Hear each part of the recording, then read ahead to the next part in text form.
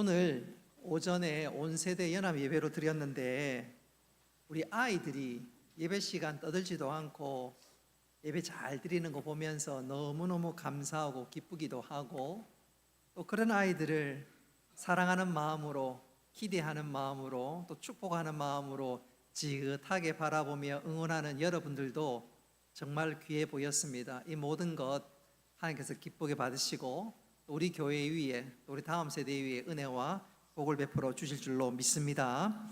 오늘 이 시간 이런 자녀가 되게 하소서란 제목으로 말씀을 전하도록 하겠습니다.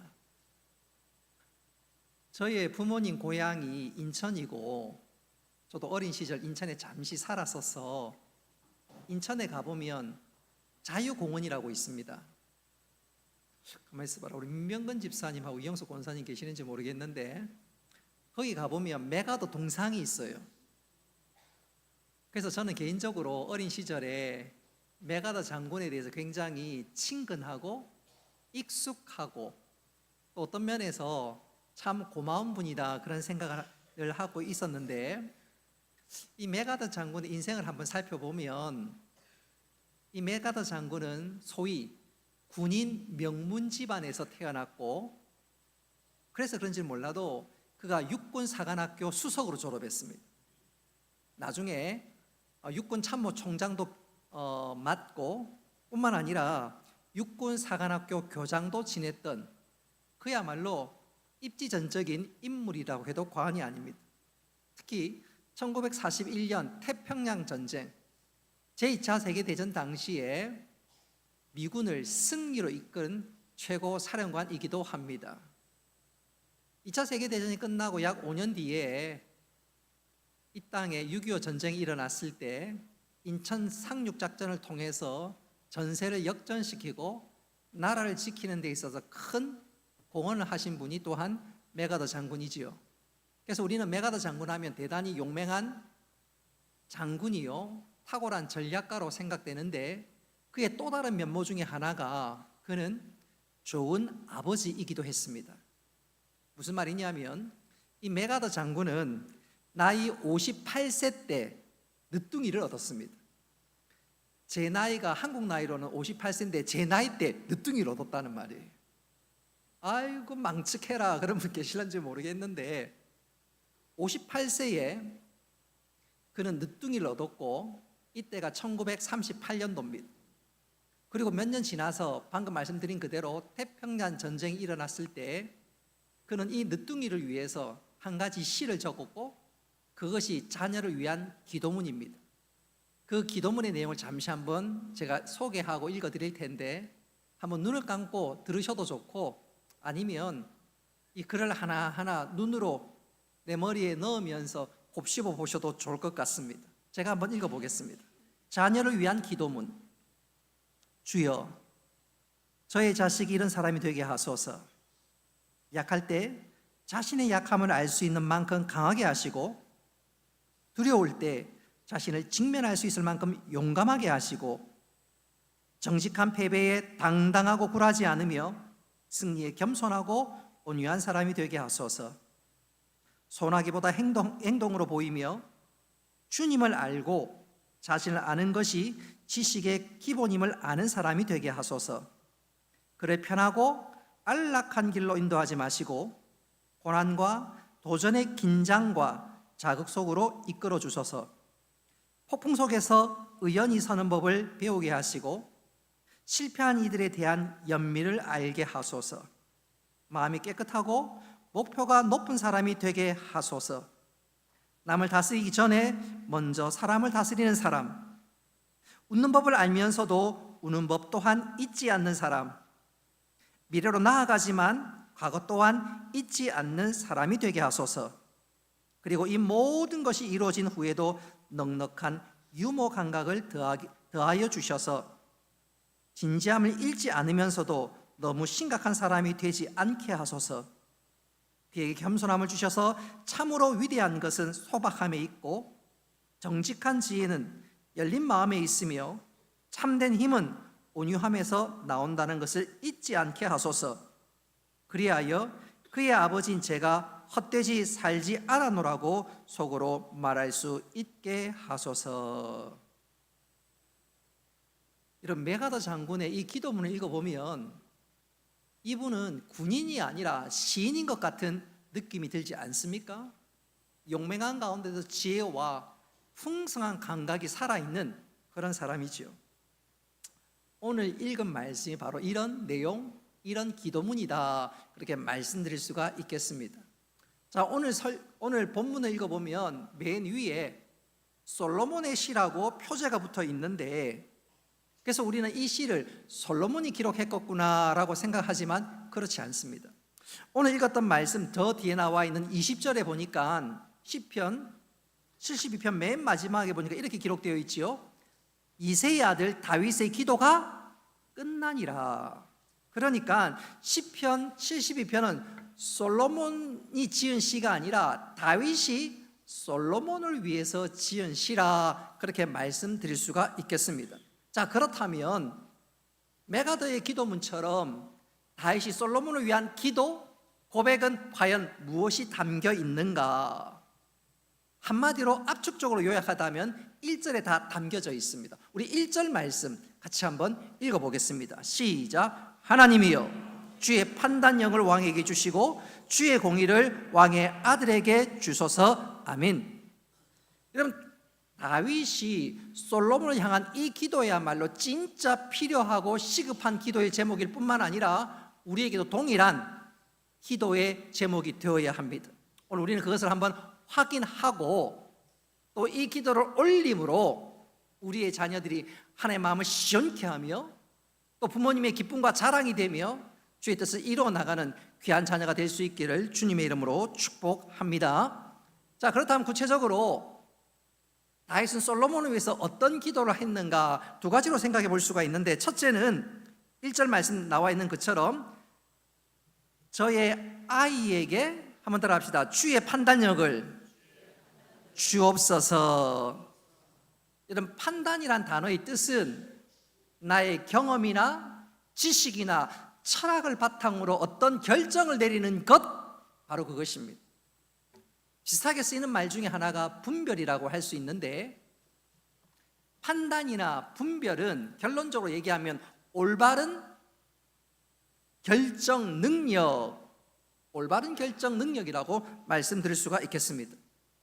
성경에 보면 이 판단에 관련된 단어가 총 65번이 나오는데, 구약에서는 하나님에 관해서 이 단어를 쓸 때는 항상 긍정적인 표현으로 사용합니다. 그런데 반대로 사람에게 사용할 때는 이 단어가 부정적인 의미를 담을 때가 많이 있습니다. 사람은 실수한다, 그 말이지요. 뿐만 아니라 분별이라는 말은 성경에서 총 23번이 등장하는데, 이 분별이라는 말은 항상 긍정적인 내용으로만 기록됩니다. 그도 그럴 것이 이 분별은 바른 것을 전제하면서 내리는 결정이지요.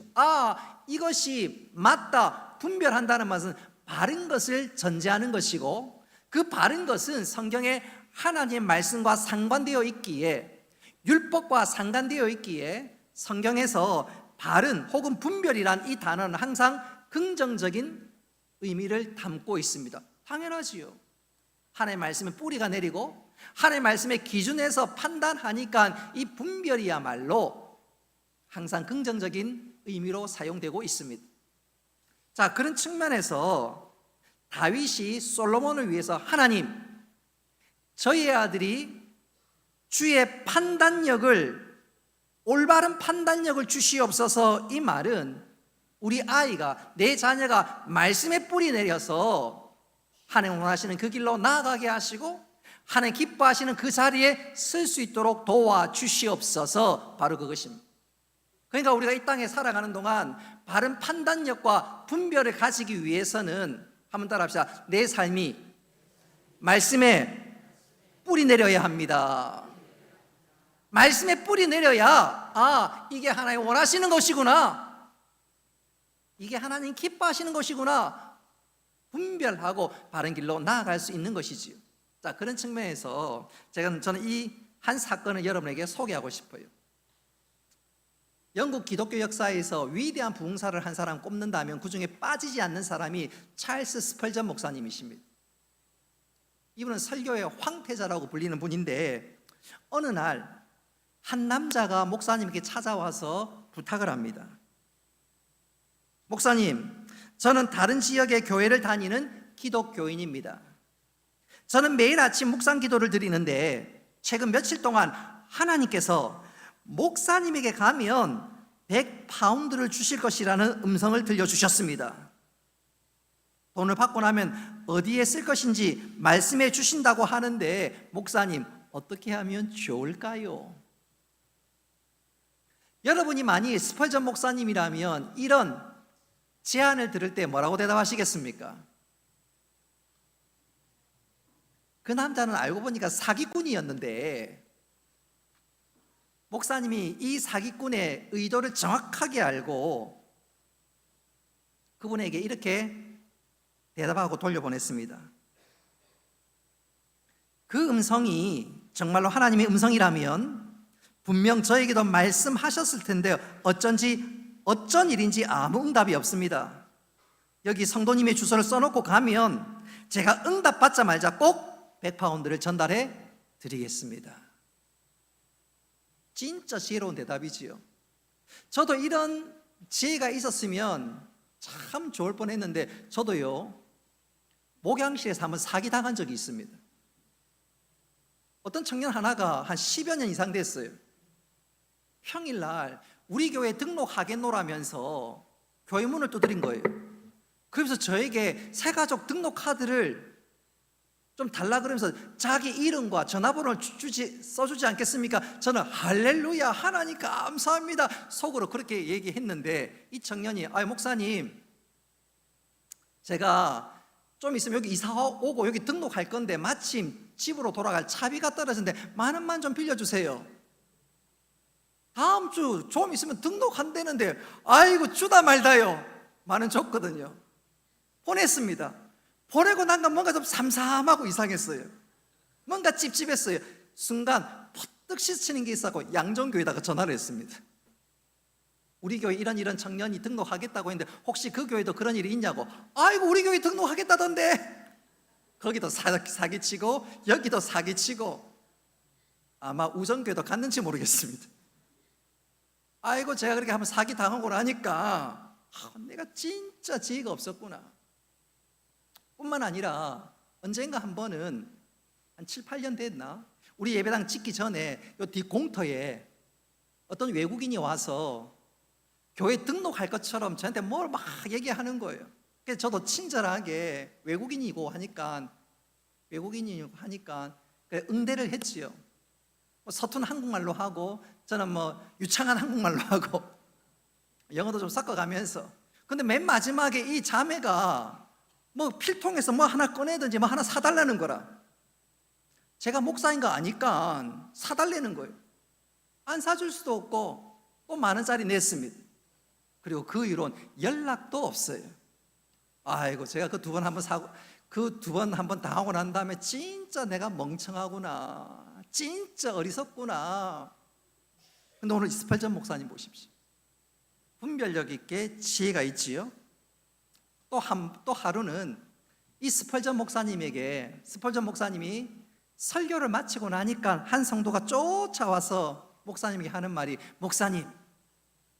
목사님의 설교는 언제 들어도 최고입니다. 그랬더니 스펄전 목사님께서 이렇게 대답했습니다. 집사님, 너무나도 감사한 칭찬이지만 사실 제가 설교할 때마다 마귀가 제게 속삭이는 말이 바로 그것입니다. 오직 모든 영광은 하나님께만 돌려야 합니다.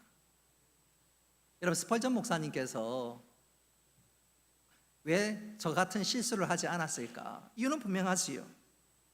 하나님을 의식하면서 성령님의 인도하심을 구하면서 하나님의 은혜를 강하게 요청하니까 하나님께서 판단력을 주신 줄로 믿습니다. 여러분, 우리 모두 하나님 앞에 하나님 저에게 판단력을, 올바른 지혜를 허락하여 주시옵소서 기도하고 우리 자녀들에게 그렇게 기도할 수 있기를 바랍니다. 이 말은, 이 기도는 바꿔 얘기하자면, 하나님, 나의 자녀가 날마다 믿음 가운데, 말씀 가운데 살게 하여 주옵소서. 바로 그 기도지요. 우리 자녀가 말씀대로 살 때 하나님께서 우리에게 지혜와 분별력과 판단력을 주셔서 올바른 길로 나아가게 될 것인데, 그런 은혜가 우리 모든 가정에 임할 수 있기를 주님의 이름으로 축복합니다. 두 번째로, 오늘 다윗이 솔로몬을 위한 기도는 과연 무엇일까? 오늘 1절 말씀에 보면 주여 공의를 주시옵소서, 그렇게 기도하고 있습니다. 여러분, 이스라엘 왕에게 있어서 공의는 너무너무 중요하고도 필요한 기도의 제목이 아닐 수가 없습니다. 왜냐하면 당시 왕은 하나님을 대신하는 사람입니다. 그러니까 왕이 어떤 결정을 내리고 심지어 어떤 재판을 할 때 그 재판은 마치 하나님의 판결과 같아야 합니다. 만약 왕이 실수하면 다시는 그 사람이 그 억울한 자리에서 일어날 수가 없기에 왕은 제대로 된 분별력과 함께 공의가 있어야 합니다. 그럴 때 억울함이 풀리고 하나님 뜻이 이 땅에 이루어질 수 있기 때문인 것이지요. 여러분, 우리가 살아가면서 진짜 공의가 필요한데 사실 공의를 갖추는 것은 쉽지가 않습니다. 우리가 잘 아는 이야기 가운데 이런 것이 하나 있지요. 옛날에 어느 자애로운 임금이 있었습니다. 그 임금의 지혜와 자애로움으로 나라는 평안했으나 언젠가 한 번은 한 해 큰 흉년이 밀어닥쳤습니다. 그러니까 백성들이 사는 게 아닙니다.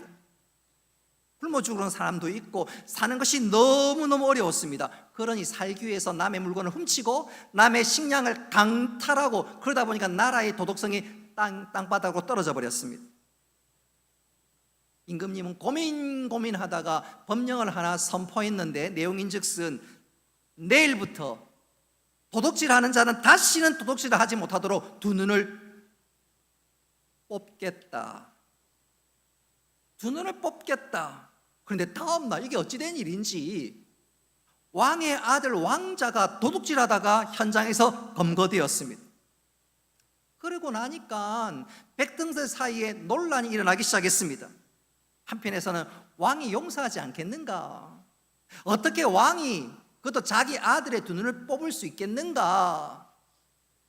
또 다른 한쪽에서 아니야. 우리 왕은 정말로 공의로운 사람이기에 아마도 두 눈을 뽑을 거야. 그렇지 않으면 이 땅에 공의가 서지 않는데 당연히 뽑아야지.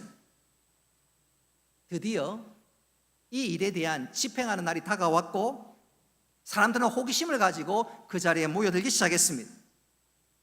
왕은 이 사건의 판결을 내리기 정말로 어려웠습니다. 그도 그럴 것이 아들을 사랑하자니 법을 어겨야 되고 또 법을 지키자니 아들의 두 눈을 뽑아야만 했습니다. 여러분 같으면 어떻게 판단하고 어떻게 결정하시겠습니까? 모든 사람들이 주목하는 그 순간 왕이 드디어 명령을 내립니다. 저 아들의 오른쪽 눈을 빼거라! 곧이어서 왕이 다시 한번 큰 소리를 외칩니다. 그리고 나의 왼쪽 눈을 빼거라! 이로써 도둑질 한 자의 두 눈을 뽑는다는 그 사실에 대해서 법은 지켜졌고, 또 한편 아버지의 사랑과 그 자애로운 마음은 또한 그대로 나타내 보였습니다. 여러분, 성경에서 말하는 공의가 이것이고 이 공의의 절정이 십자가 위에서 일어났습니다. 할렐루야. 여러분, 십자가 사건은 하나님의 공의와 사랑의 절정입니다. 우리를 사랑하시기 때문에 예수님을 십자가에 못 박아 죽였고, 또 우리를 구원하시기 위해서 예수님을 결국 우리의 희생제물로 내어주신 것이지요. 오늘 다윗이 솔로몬이 왕으로서 공의를 가질 수 있도록 기도한 것은 분명하지요. 그가 왕이니까, 왕은 하나님을 대신할 사람이기에 하나님, 우리 아들이 하나님과 하나님 나라를 위해서 올바른 판단력과 공의를 주시옵소서. 다시 한번 말씀드리면, 지금 다윗이 하나님 이 아들에게 공의를 주시옵소서. 이 말은 하나님 아버지의 마음을 가질 수 있도록 하여 주시옵소서. 예수님을 닮고 예수님처럼 살아가게 하여 주시옵소서. 그 기대와 진배가 없는 것입니다. 자, 오늘 다윗은 솔로몬을 위해서 그렇게 기도했고 그렇게 기도한 결과가 어떻게 나타났을까요? 자, 우리 3절 말씀 같이 한번 읽어보도록 하겠습니다. 3절 시작.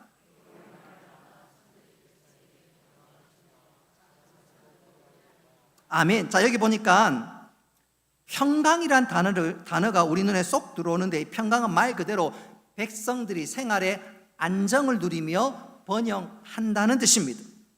다시 말씀드리면 왕이 올바른 판단력과 공의를 갖게 되자 나라에서는 원망과 시비가 없어지고 국가의 평화의 열매가 맺힌다는 것입니다.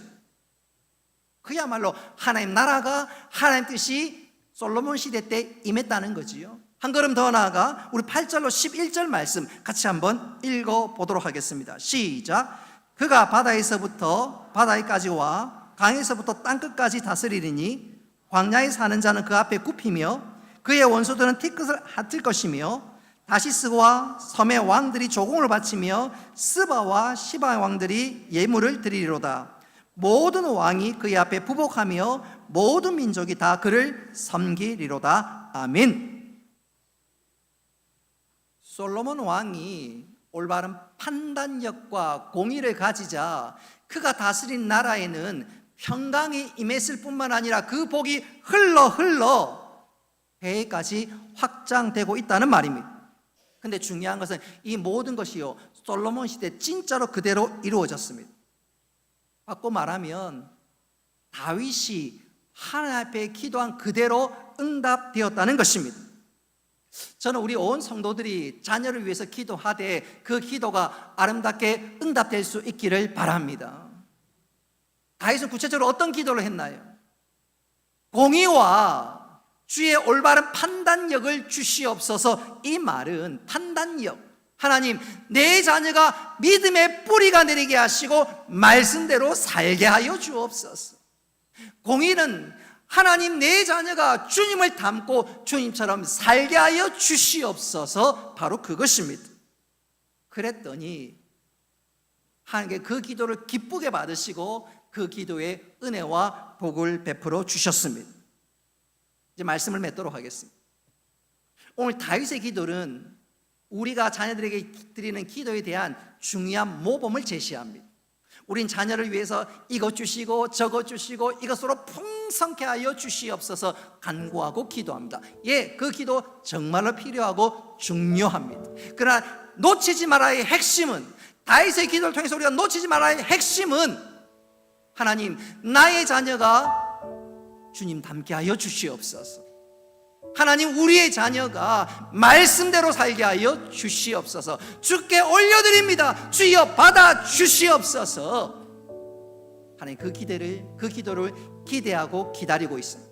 그리고 그 기도를 들을 때 하나님 마음에 합할 뿐만 아니라 하나님께서 은혜와 복을 허락해 주십니다.